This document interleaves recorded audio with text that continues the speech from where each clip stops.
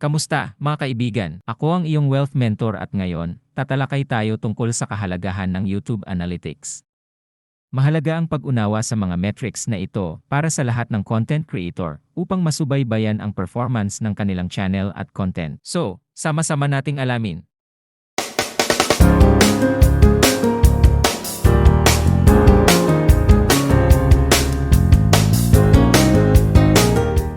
Una, views. Una sa ating listahan, ang views. Ito ang bilang ng mga beses na napanood ang iyong video. Simpleng metric pero may malaking kahalagahan. Dahil dito natin nalalaman kung gaano karaming tao ang nag-aaksaya ng oras para sa ating nilalaman. Tandaan, isang view ay bilang kapag nanood ang isang tao ng iyong video nang hindi bababa sa 30 segundo.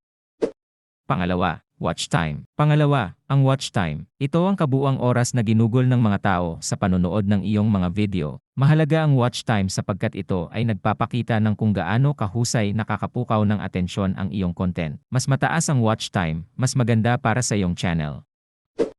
Tatlo, subscribers. Pangatlo, ang mga subscribers. Sila ang mga taga-subaybay na nagbibigay buhay sa ating channel. Ang bilang ng iyong subscribers ay nagpapakita ng laki ng iyong loyal na audience. Kapag dumarami sila, mas marami ang naaabot ng iyong channel. Apat, audience demographics. Sa pang-apat na punto, tuklasin natin ang audience demographics. Dito mo makikita ang edad, kasarian, at lokasyon ng iyong mga tagapanood. Mahalaga ito upang mas kilalanin mo ang iyong audience at ma-customize ang iyong content para sa kanila. 5. Impressions at click-through rate, CTR. Pang-5, ang impressions at CTR. Ang impressions ay ang bilang ng beses na ipinakita ang thumbnail ng iyong video. Ang CTR naman ay ang porsyento ng mga nanonood na nag-click sa iyong video pagkatapos makita ang thumbnail. Ang mataas na CTR ay nagpapahiwatig na ang iyong titulo at thumbnail ay nakakakit sa mga manonood.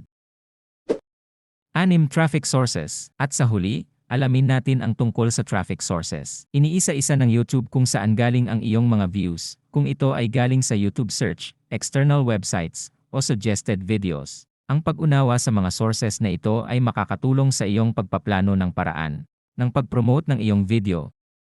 Conclusion, at iyan ang maikli nating overview sa ilang mahahalagang metrics sa YouTube Analytics. Ang pagsusuri sa mga numero na ito ay magtuturo sa iyo kung paano mas mapapabuti ang iyong nilalaman para sa iyong audience. Kung nahanap mo ang video na ito ay kapaki-pakinabang, huwag kalimutang i-like ang video, mag-subscribe sa aming channel, at i-click ang bell icon para sa mga bagong update. Hanggang sa susunod na pagkakataon, masayang paggawa ng content.